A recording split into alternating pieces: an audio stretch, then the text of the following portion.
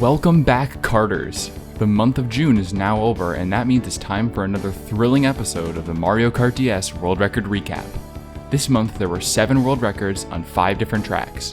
A far cry from the 28 last month, but hey, sometimes you need a break, right? Without further ado, let's get into the episode. The first record this month came courtesy of Taiga on Peach Circuit PRB with a time of 50.995. A 4 millisecond improvement over Dasher's record from June of 2018.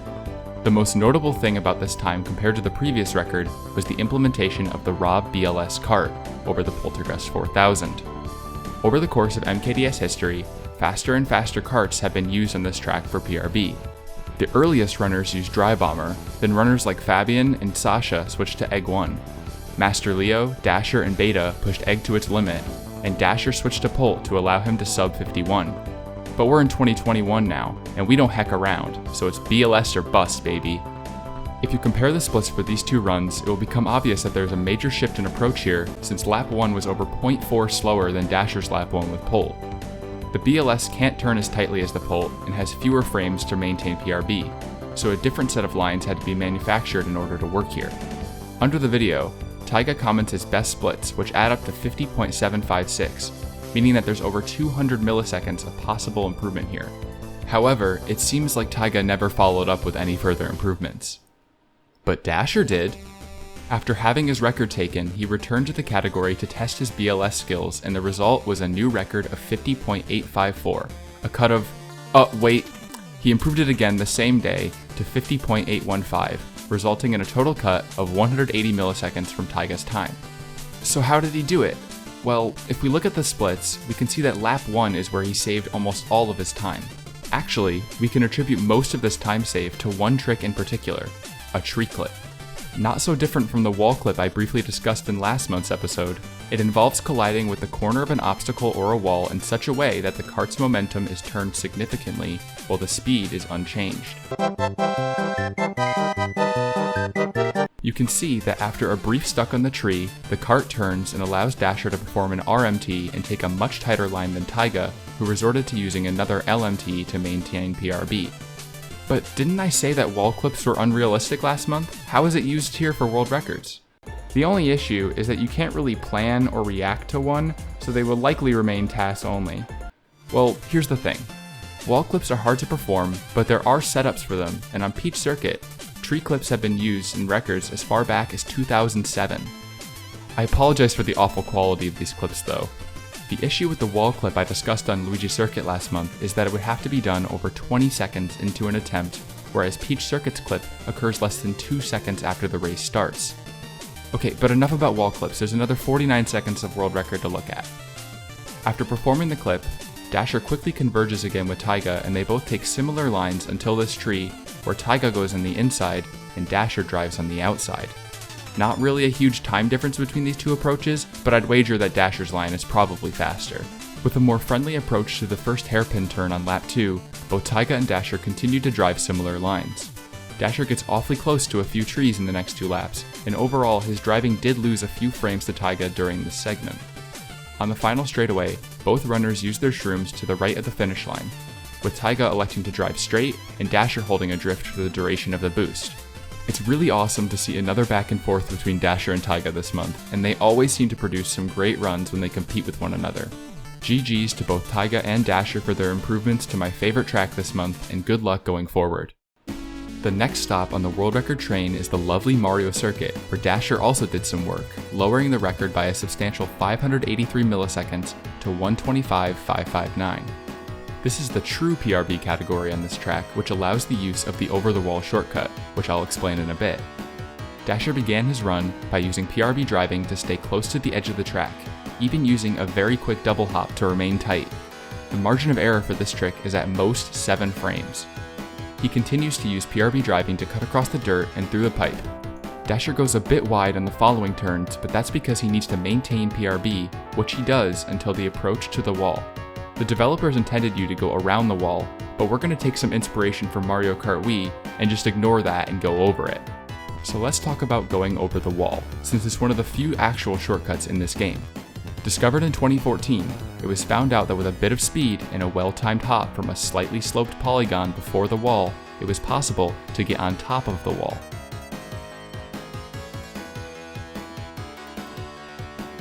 Now it was a race to see who could land the trick all 3 laps and how low the record could be pushed.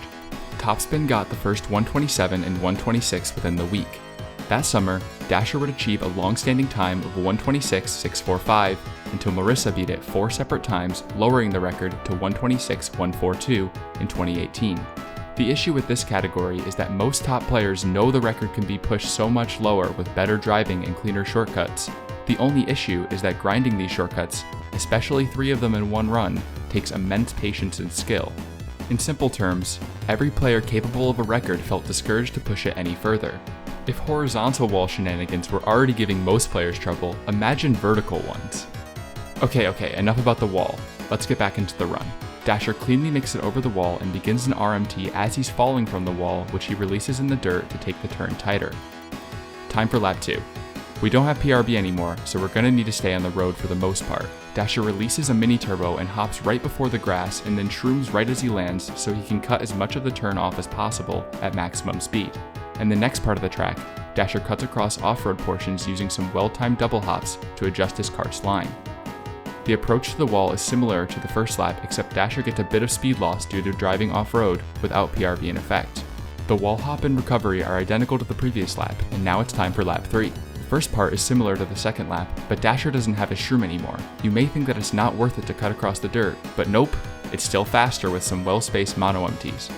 Dasher now makes his approach to the third and final wall hop.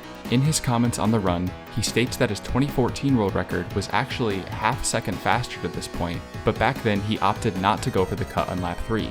But now Dasher ain't messing around, and he's getting 3 for 3, which he flawlessly executes with a bit of slowdown on recovery to close out a new world record in the first 125 on this track. Now how low can the record go? Well, if we take a look at the best known splits, we find that they add up to a time of 124.742, over 0.8 seconds faster than the record. While 124 is certainly possible and by a comfortable margin, don't expect to see it soon for the reasons I mentioned above. Congrats to Dasher for putting in the work on this track and setting a great time. Now that we're finished talking about Mario and his circuit, let's talk about Yoshi and his circuit. On June 20th, Taiga set a new world record of 124.608, cutting 38 milliseconds off his previous record, which he also held. The main thing to note about this time is that it was driven with Yoshi instead of Drybones, who loses more speed in the off-road due to his higher weight. In fact, it's entirely possible that this run would have been a sub 124.6 had Taiga chosen the lighter character, but regardless, let's take a look at the run. Taiga starts off by using his start boost and a bit of PRB driving to cut inside the piranha plants on the first turn, and then uses the speed to cut a bit off the next turn before landing a tight jump over the water. This jump lands him in a good spot to transition into the tunnel where he performs 3 tight RMTs before snaking to the exit. The next section is quite tricky and some pretty fast mini turbos are required to not just stay at max speed, but remain tight to the walls. Taiga cleanly steers his way around the hairpin turn and delays his next mini turbo slightly so that the lines he'd like to take going forward avoid any unwanted off-road. A double hop is used to maneuver the kart better for the next straight. Finishing the lap, Taiga gets close to the piranha plants guarding the turn. The hitboxes on these guys are deceptive and runs can be lost to a greedy line. Taiga elects to do an extra mini turbo during the transition between laps, which compared to Beta's previous record of 124.723 might actually lose a bit of time. Starting lap 2, Taiga goes inside the piranha plants again because it's still faster even without the starting boost. Jumping over the water, albeit much lower this time, Taiga positions himself for a clean entry into the tunnel. From here until the end of lap 3, the driving is nearly identical to what we've seen before, so I'll fast forward to the shroom. Taiga positions himself and starts an RMT towards the grass. He completely charges it, releases, and hops right before the grass. Right as the kart lands, Taiga uses his shroom and begins to slide in a tight line towards the finish, charging a boost that he releases once he reaches the road. Taiga does a single hop across the line to close out a new world record. Now I mentioned Beta's previous record before. How does Taiga save a tenth of a second over that? Well, most of the time save comes from small optimizations and slightly tighter lines. In sections like the tunnel, this downhill hairpin turn, and the final big straight, Taiga is able to take more direct and effective lines and maximizes the use of each mini turbo to his advantage. Before I move on to the next track, I will mention one more thing. Laps 2 and 3 of this run were the best known splits for the track and pushed the sum of best down to 1:24.516, just 92 milliseconds faster than this time. I'm not sure if Taiga will push here further with such little window for improvement. Not that limits have ever been known to stop this kid, but regardless, congrats to Taiga for your excellent work on Yoshi Circuit. Our world record journey continues to Donut Plains 1, where Dasher beat Taiga's fast lap time by 42 milliseconds, driving a 16.724 run. If you want a 4-word analysis of this run, I'd probably say, dang, that was tight. If you want a quality 351-word analysis, then keep watching. This is a PRB fast lap performed on lap 2, which means that 1 lap of PRB driving must be performed before each attempt. Dasher starts his lap to the right of the finish line, like we saw on Luigi Circuit last month, to save a bit of time by driving less overall distance. He spaces his MTs so that he's able to hop over the puddle and land while maintaining PRB and staying absurdly close to the wall. Speaking of absurdly close to the wall, check out these next 2 turns. On the bridge, Dasher uses a double hop to keep his line parallel to the wall and prepare for his next close encounter with certain death. Dasher begins an LMT, which just barely makes it past the corner, but puts Wario in excellent position for the next part of the run. Showing off his double hop PRB skills, Dasher does 4 RMTs with 2 hops in between, navigating through the gap in the wall and nearly colliding with it, and putting himself in prime position to approach the next straight. Staying on the track is lame, so we go off the road and inside the pipe instead. We're nearly there, just 1 big turn left. Well, actually, it's a right turn which we approach with 2 MTs, a steer hard right, and a shroom just before the boost runs out. From there, Dasher charges 1 last mini turbo and hops to the finish to avoid speed loss. Note that he finishes the lap to the right of the road again to save time. The 2 main differences between this run and previous records are the extra double hop which Dasher performed here and the absence of a wall clip on the last turn which both Ben and Taiga had in their runs. As we know, wall clips allow the cart to turn sharply and quickly, which is especially useful given how sharp the ending is here, so missing it as Dasher did likely cost him a few frames.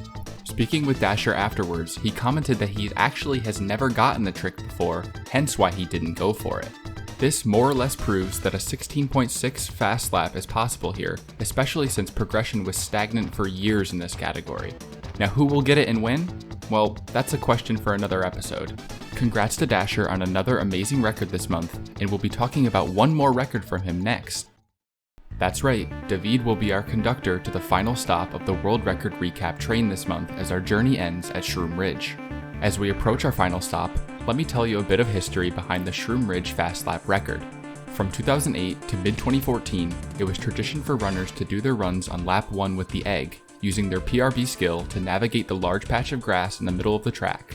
With this strategy, players like Ben, TB1, Rupa, and Dasher had pushed the time from 32.423 to 32.085. In July 2014, Topspin had managed to tie Dasher's mark without the use of PRB, using a dramatically different approach.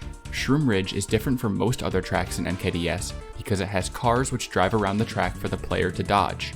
Egg and lap 1 were chosen because PRB was difficult to keep until lap 2, and the cycles of the cars, combined with the Egg's maneuverability, worked out well enough. Now Topspin used the BLS and did his attempt on lap 2, which is quite the departure from before, but here's why it works. BLS is faster than the Egg, but isn't capable of driving the same lines that the Egg could on lap 1. So the idea was to find a set of cycles that would allow the BLS to take advantage of its higher speed. It was found that beginning the fast lap attempt with the timer at 1:13 gave the BLS, with the assistance of a shroom across the grass, the ability to challenge the record. Funny enough, a lap 2 strategy using the Egg was used back before 2008, so this wasn't entirely new. The downside, as you may have noticed, was that each attempt took 73 seconds to even start, and if you messed up, you had to wait again. But when there's time to save, the wait is worth it, and after 5 unique improvements all on the same day, Topspin had lowered the record to 31.934, breaking the 32-second mark. Now Topspin seems to have a knack for setting records that last absurdly long, as this stood unchallenged for just short of 7 years. Now let's delve into the final record this month. Dasher starts his run at 1:14 to get good car cycles while making sure that he beats the truck at 1:23 on the timer. Also, he doesn't do another MT in front of that truck, even though it theoretically saves time because it's too inconsistent to try on a run with such long reset times. After some careful snaking, Dasher uses his boost to jump into the grass and shrooms upon landing to cut off the turn. While more of the grass can be cut, this specific line is taken because we need to quickly snake up the hill, and going any further left would send your cart wide. The tunnel is taken super tight with a double hop thrown in to adjust to the curve of the wall. Dasher proceeds downhill with an RMT and forgoes another MT because it would send him crashing into the wall, and he needs really good alignment for the rest of the run. With alternating pairs of MTs, Dasher hops his way across the line and smashes a 2,539-day-old record by 71 milliseconds. Dasher achieved some truly remarkable records this month, and he's once again proven his next-level skill at this game. You truly are an incredible player, and we need somebody to stand up to Taiga.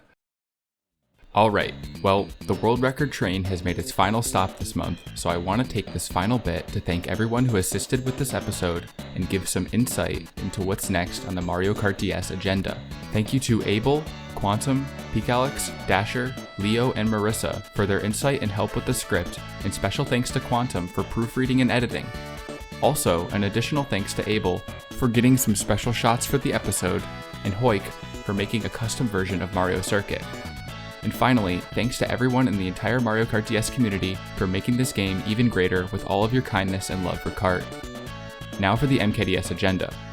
This episode took a little longer than expected to get out, but future episodes of the monthly recap should be up between the 10th and 20th of the following month, depending on activity.